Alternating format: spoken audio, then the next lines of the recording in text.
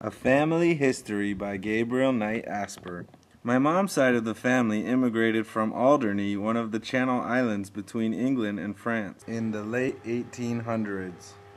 I get my middle name, Knight, from this family. My great-grandfather, William John Knight, is descended from William Edward Knight, who was a farmer on Alderney. William John worked most of his life in rock quarries on the island. In the late 1800s, William John Knight and his wife Helena Seymour Bott came to the United States for the first time. They lived in Detroit, Michigan, and in 1910 my grandfather, William Edward Knight, was born. My grandpa William was known as a caring and a responsible man. He had to drop out of high school 2 times in his young adulthood to get a job to help support his family. He met my grandma Ruth when he was 14 years old at a church camp.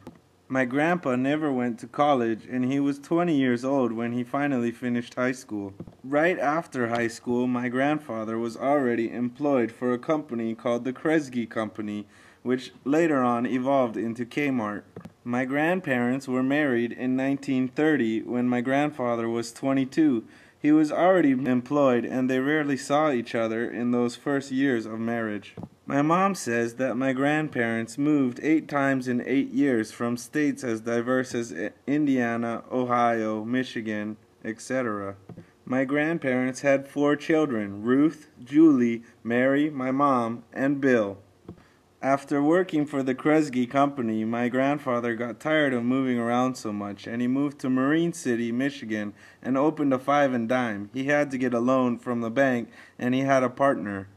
After some years of managing the Marine City store, my grandfather turned the reins over to his brother Clarence, who took over the management of the store. In 1944, Grandpa William Edward moved to Emily City, Michigan to manage a 5 and Dime store called DeLong's 5-cent to $1 store.